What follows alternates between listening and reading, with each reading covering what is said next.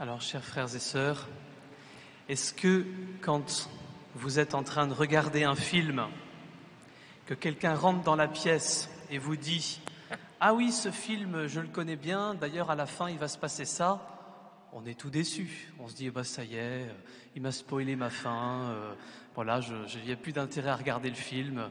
Ça arrive tout le temps, des choses comme ça. C'est vraiment désagréable. En fait, c'est ce que Jésus est en train de faire avec ses disciples dans ce texte, dans ce passage d'évangile. Jésus sait qu'il monte à Jérusalem.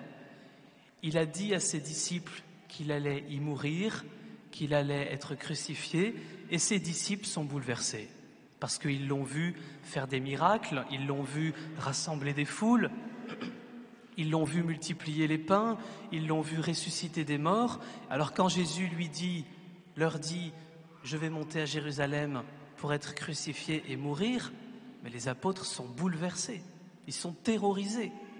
Et pour ceux qui ont la carte de la Terre Sainte en tête, on est entre le lac de Tibériade et Jérusalem. Dans cet épisode, Jésus est en train de monter à Jérusalem et les disciples sont consternés. Alors Jésus monte sur la montagne et il leur dévoile qui il est vraiment. Vous avez vu, on nous dit que ses vêtements deviennent blancs comme la lumière, resplendissants comme le soleil. Les apôtres sont dans une immense joie et tout change pour eux. Et en fait, Jésus leur montre la fin, c'est-à-dire sa résurrection. C'est comme s'il leur disait « Ne vous arrêtez pas à la passion que je vais vivre. Vous allez être bouleversés, c'est vrai. Vous allez être terrorisés, vous allez vous enfuir, vous allez même me trahir, mais allez plus loin. » Il leur montre déjà la fin de l'histoire pour qu'ils puissent avoir la force de tenir bon. Alors, c'est vrai que c'est désagréable quand on connaît la fin de l'histoire. Et en même temps, quand on sait que ça va bien se passer, on est un peu détendu. C'est-à-dire que quand on regarde un film et qu'on voit James Bond tout en haut d'un immeuble, retenu juste par un petit fil qui glisse et en plus le fil est en train de se casser, on n'a pas vraiment peur pour lui parce qu'on sait qu'il y a quelque chose qui va se passer, qu'il y a un avion qui va arriver, que quelqu'un va le sauver. C'est un peu dans cet état d'esprit-là qu'on est censé être dans cet évangile et qu'on est même censé être dans notre vie.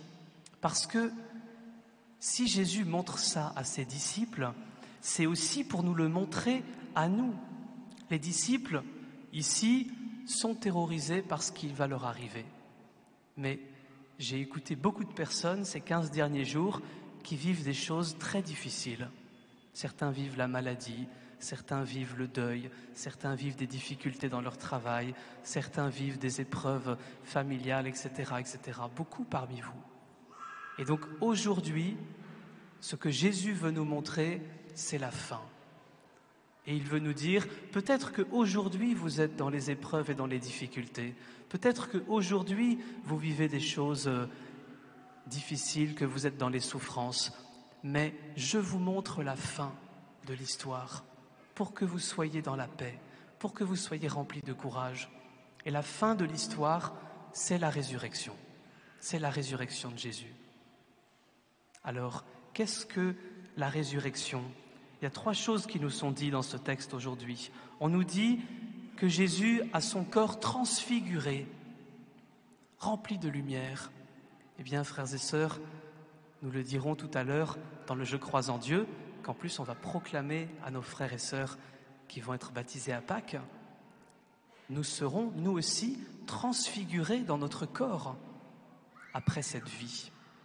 Peut-être parmi vous, ceux qui sont malades, ceux qui sont infirmes, ceux qui sont affectés par l'âge, peut-être parmi vous des personnes qui sont handicapées, qui souffrent dans leur corps, eh bien, Jésus nous promet dans ce texte que la fin de l'histoire, c'est la transfiguration de nos corps.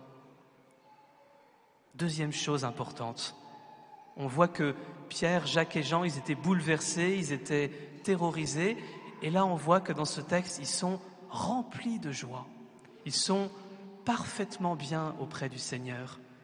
Eh bien, c'est ça aussi la fin de l'histoire que Jésus veut nous montrer. Tous ceux parmi nous qui avons des grands désirs de paix, des grands désirs de justice, des grands désirs de joie qui ne sont pas assouvis, eh bien, Jésus nous fait cette promesse que la fin de l'histoire, nous serons pleinement dans la paix et dans la joie. Et dernière chose, ils sont ensemble, les apôtres, sur la montagne. Il y a Pierre, Jacques et Jean.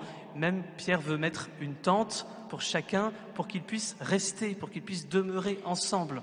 C'est ça aussi la résurrection, à la fin de l'histoire. Nous serons ensemble. Quelquefois, je vois des couples qui sont très inquiets, qui disent « Oh, mais on a vécu toute notre vie ensemble, et puis de l'autre côté, voilà, auprès de Dieu, on va être séparés, on va plus se voir. » Mais rien n'est plus faux. Auprès de Dieu, à la résurrection, nous serons encore plus ensemble, nous serons encore plus proches les uns des autres.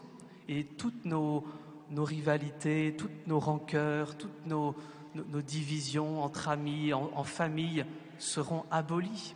Quelle joie de cette grande réconciliation générale. Alors, frères et sœurs, la fin de notre histoire, c'est la résurrection, comme Jésus. Quelquefois, quand on regarde la vie de Jésus, c'est un peu comme si on regarde des coureurs cyclistes du Tour de France, on fait « bravo, hein, chapeau les gars, moi je ne suis pas capable de faire ça, mais vous, c'est bien ce que vous faites ». Quelquefois, on a l'impression qu'on regarde la vie de Jésus comme ça. Jésus, tu es mort, tu as donné ta vie pour nous, tu es ressuscité, bien bravo, hein, félicitations. Voilà, bien joué Jésus, bien joué.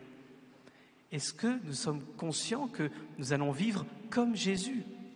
Déjà, j'espère que ce n'est pas un scoop, nous allons tous mourir un jour, comme Jésus, et nous allons tous ressusciter un jour, comme Jésus. Et c'est ça la fin de l'histoire. Et c'est ça la bonne nouvelle que Jésus veut nous enseigner aujourd'hui. Alors, peut-être que parfois notre vie ressemble à un long carême, fait de privations, de choses difficiles à vivre, mais à la fin du carême, il y a Pâques. Eh bien, de même, parfois notre vie, et pour certains plus que pour d'autres, la vie est parfois pesante et difficile. Eh bien, à la fin, il y a la résurrection. À la fin, il y a la résurrection. Et donc, frères et sœurs, le mot que j'avais vraiment dans le cœur en préparant cette homélie pour vous, c'est courage.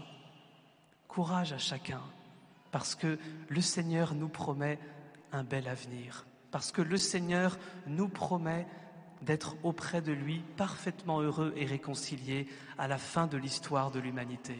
Alors, ça ne nous empêche pas de nous engager aujourd'hui auprès des pauvres, auprès des malades, auprès de ceux qui sont seuls, auprès de ceux qui souffrent. Bien sûr, ça ne nous dédouane pas d'agir, mais cela nous donne une espérance bien plus grande que l'action de ce monde.